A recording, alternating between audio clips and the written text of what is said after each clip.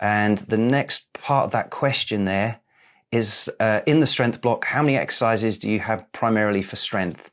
So in a strength block, and through most of the blocks actually, until I get towards right at the end of a fight camp where we've gone from strength through power into speed. Once we get to speed, I drop the number of strength exercises down. But through strength and the power block, I have a consistent level of exercises. So if I just share that one, hopefully you can see that. So the exercises that I use one exercise for each of the major movement patterns. That would be my recommendation. So you're not doing more work than you need to, and you're just overloading those adequately to get the response that you want. In a strength block, that's predominantly strength. So we want a hip dominant lift and a knee dominant lift. So the examples I've got there are something like a front squat for a knee dominant lift for the lower body, and the hip dominant would be a deadlift. So there's some examples there, and they're good sort of strength block examples as well. We've then got horizontal pushes and pulls.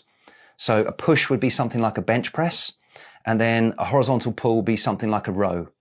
And then we've also got a vertical push and a pull. So that would be a shoulder press and something like a chin up. So we've got those two movements going on there. So they're all your sort of main joint actions. And then we've got some core strength and stability that we want. So it's core anti-extension. So it's resisting the extension pattern. And that would be something like an ab wheel rollout, something like that, where you're just bracing and controlling that position, so you're not actually giving out in your spine and going into extension there. You shouldn't be feeling that in your lower back. You should be really gripping at the core, keeping the ribs kind of compressed together. And core anti-rotation, so something like landmine twists, where you're resisting the bar or even moving with it. There's lots of different variations of that exercise. But if you've got a key exercise, a good strength exercise for each of those main movement patterns, then that's all we need. Okay, right. So if I just go back, so if I can get that question back up again. So, and how many exercises for power and speed in the strength block? So what I have in there with so I've explained that I have power exercises and strength exercises, power exercises and speed exercises in a strength block. So what does that kind of look like? How many exercises? Rather than thinking about how many exercises, it's more about what the volume load would be, if we to use a planning term. So it's what the intensity is, how heavy it is, and how many repetitions and how many sets you're doing. So you're looking to match up those kind of ratios. So I've got another little slide here. I just want to show this. This is all from my Optimal Fight Camp blueprint, this stuff. So you can get hold of this if you want to have a proper look.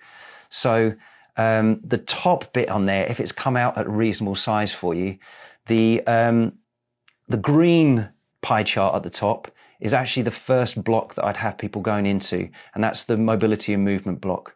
So that's actually cleaning up all the movement patterns. The next one in from that is the functional strength block there. So this is the one we're discussing now.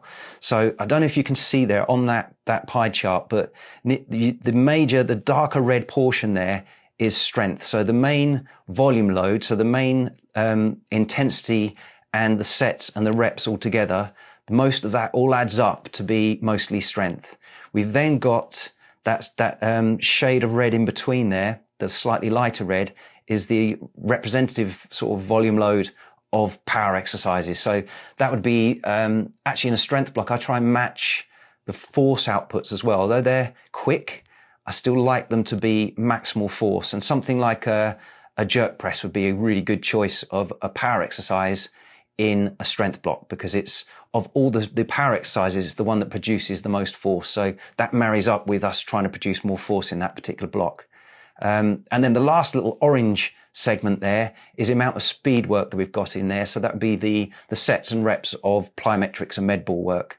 And you can see how that shifts as we go from left to right there through to a power block, and then finally into a speed block, where you can see actually the orange portion there is now the majority of our pie chart. So a lot of the work that we're doing there is plyometric and its speed. And you can see that the strength has dropped right down. The dark red little segment there has dropped down. That's a small little contribution now just to maintain that quality. because we've already spent our time building up in the blocks that preceded this, and now we're just looking to keep it. And that's where the amount of strength exercises would actually drop down.